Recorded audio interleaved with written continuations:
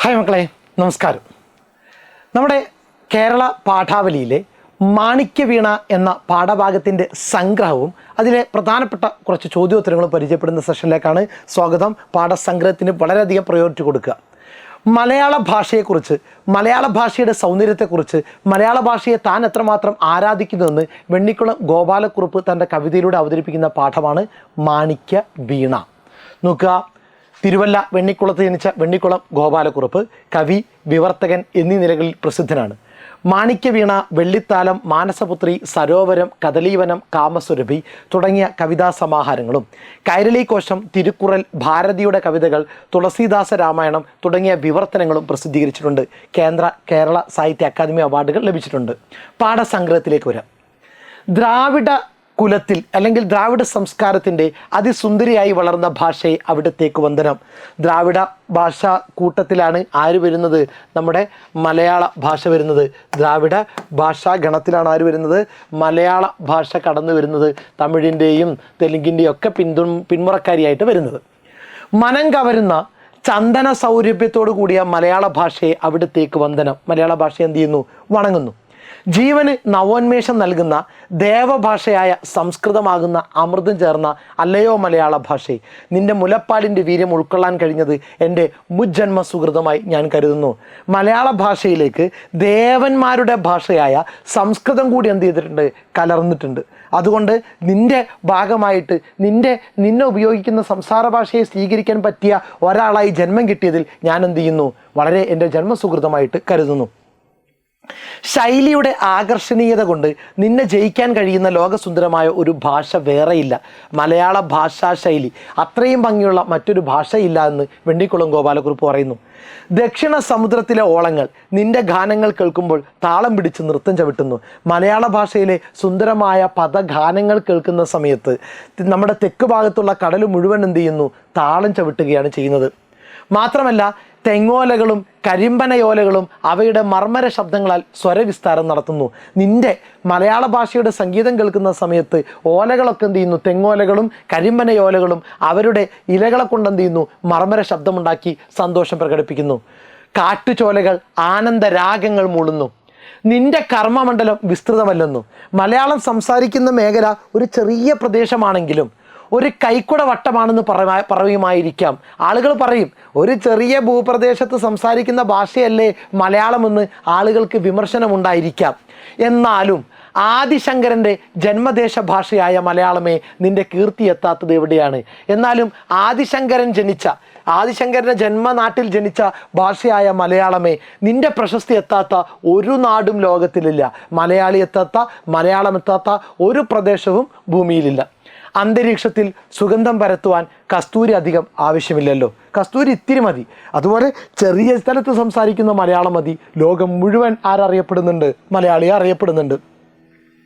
മനോഹര വർണ്ണങ്ങൾ കൊണ്ട് ശോഭിക്കുന്നവളെ, നിന്റെ പൂന്തോപ്പിൽ എത്രയോ വസന്തങ്ങൾ വന്നിരിക്കുന്നു. ഹൃദയം കവിഞ്ഞ ആവേശത്താൽ എത്രയോ കുയിലുകൾ കൂകിയിരിക്കുന്നു. തേനൊലിക്കുന്ന പൂക്കളെ ചുറ്റിപ്പറന്ന് എത്രയോ വണ്ടുകൾ മൂളുന്നുണ്ട്.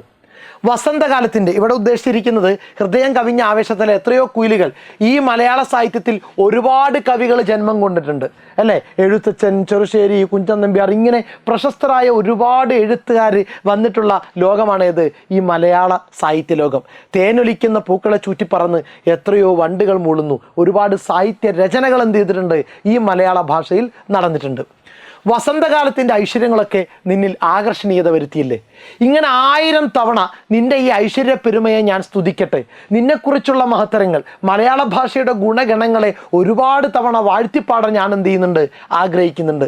മംഗല്യത്തിൻ്റെ നിക്ഷേപമായും കാമധേനുവായും നിന്നെ ഞങ്ങൾ കാണുന്നു. നിന്നെ ആരാധിക്കുന്ന ഭാവന ധന്യമാണ്. നിന്നെ സ്തുതിക്കുന്ന നാവ് വന്ദിക്കേണ്ടതാണ്. മലയാളത്തിൻ്റെ ശബ്ദം കേട്ടാൽ രോമാഞ്ചത്തിൻ്റെ കൊയ്ത്തുകാലമാണ്. ഐശ്വര്യത്തിൻ്റെ കാതലെ, നിന്നെ ഓർക്കുമ്പോൾ ഓരോ ഹൃദയവും ഓടിവള്ളമാകുന്നു. എൻ്റെ സർവ്വവും നിനക്കായി കാണിക്ക വെച്ചിടാം. അല്ലയോ സുന്ദരി, നീ മാണിക്യ വീണ മീട്ടിയാലും. സെറ്റല്ലേ? ഓക്കെ. ഫസ്റ്റ് ക്വസ്റ്റ്യൻ, ദ്രാവിഡ നന്ദിനിയായി വളർന്ന ഭാഷ ഏത് എന്നാണ് പാഠഭാഗത്തിനകത്ത് ചോദിച്ചിരിക്കുന്നത്.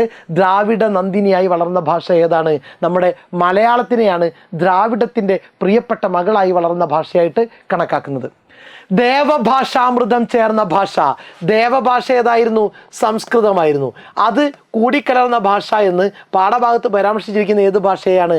അതും മലയാളത്തെ തന്നെയാണ് ദേവഭാഷാമൃതം കലർന്ന ഭാഷയായിട്ട് സങ്കല്പിച്ചിരിക്കുന്നത്. മലയാള ഗാനങ്ങൾ കേൾക്കുമ്പോൾ പ്രകൃതി എങ്ങനെ പ്രതികരിക്കുന്നു എന്നാണ് പാഠഭാഗത്ത് പറഞ്ഞിരിക്കുന്നത്, അല്ലേ? തെക്ക് ഭാഗത്തുള്ള കടലുകളും തെങ്ങോലകളും കരിമ്പനയോലകളൊക്കെ പ്രതികരിക്കുന്നത് പാഠഭാഗത്ത് പറഞ്ഞു. ഉത്തരത്തിലേക്ക് കൊണ്ടുവരാം. ദക്ഷിണ സമുദ്രത്തിലെ തിരമാലകൾ താളമിട്ട് നൃത്തം ചവിട്ടുന്നു. ദക്ഷിണ സമുദ്രത്തിലെ തിരമാലകൾ താളമിട്ട് നൃത്തം ചെയ്യുന്നു. തെങ്ങോലകളും കരിമ്പനയോലകളും മർമ്മര ശബ്ദത്താൽ സ്വരവിസ്താരം നടത്തുന്നു.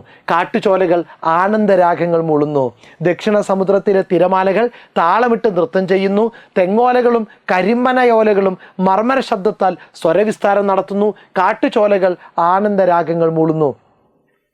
മലയാളം ചെറിയ ദേശത്തിൻ്റെ ഭാഷയാണെങ്കിലും അത് ലോകപ്രശസ്തമായതിൻ്റെ കാരണം സൂചിപ്പിക്കുന്ന വരികൾ ഉദ്ധരിക്കുക. മലയാളം ചെറിയ ദേശത്തിൻ്റെ ഭാഷയാണെങ്കിലും അത് ലോകപ്രശസ്തമായതിൻ്റെ കാരണം സൂചിപ്പിക്കുന്ന വരികൾ ഉദ്ധരിക്കുക. മലയാളത്തിൻ്റെ കർമ്മമണ്ഡലം വിസ്തൃതമല്ല, അതൊരു കൈക്കുട വട്ടമാണമായിരിക്കാം, ചെറിയ സ്ഥലത്തായിരിക്കാം. എങ്കിലും നിൻ കീർത്തി എത്താത്തതെങ്ങുവൻ ശങ്കരദേശിക ദേശഭാഷയെ. അന്തരീക്ഷത്തിൽ സുഗന്ധം പരക്കുവാൻ എന്തിന് കസ്തൂരി കൂടുതൽ ആവശ്യമില്ലല്ലോ എന്നാണ് ഉദ്ദേശിക്കുന്നത്. മലയാള ഭാഷയെ നാം എങ്ങനെയെല്ലാമാണ് കവി കാണുന്നത്? മംഗളകരമായ സ്വത്തായിട്ടും ആഗ്രഹിക്കുന്നത് എന്തും തരുന്ന കാമധേനുവിനെ പോലെയുമാണ് മലയാള ഭാഷയെ കവി നോക്കിക്കാണുന്നത്. മലയാളത്തെ ആദരിക്കുന്നതിൻ്റെ മഹത്വം എന്താണ്? മലയാളത്തെ ആദരിക്കുന്ന ഭാവന ധന്യമാകുന്നു. മലയാളത്തെ പുകഴ്ത്തുന്ന നാവ് വന്ദനീയമാകുന്നു. മലയാളം എന്ന് കേൾക്കുമ്പോൾ നമുക്കുണ്ടാകുന്ന അനുഭവങ്ങൾ വിശദമാക്കുക. മലയാളമെന്ന് കേൾക്കുമ്പോഴേ സന്തോഷത്താൽ നാം രോമാഞ്ചമണിയുന്നു. ജീവചൈതന്യത്തിൻ്റെ കാതലായ അല്ലയോ മലയാളമേ, നിന്നെക്കുറിച്ച് ഓർക്കുമ്പോൾ ഓരോ ഹൃദയവും ആഹ്ലാദത്തിൻ്റെ ഓടിവള്ളമായി മാറുന്നു. മലയാള ഭാഷയ്ക്ക് എന്തു നൽകാമെന്നാണ് കവി പറയുന്നത്? അല്ലയോ സുന്ദരിയായ മലയാളമേ, നിനക്ക് സർവ്വവും ഞാൻ എന്ത് ചെയ്യാം? കാണിക്കയായി സമർപ്പിച്ചിടാം. അവിടുത്തെ മാണിക്യ വീണ, വിശിഷ്ടമായ വീണ മീട്ടിയാലുമെന്നാണ് കവി ആവശ്യപ്പെടുന്നത്. ഓക്കെ മക്കളെ, അപ്പോൾ പാഠസംഗ്രഹം നോക്കുക, പാഠഭാഗം സെറ്റാക്കുക, പഠിച്ചോളുക. Okay, thank U.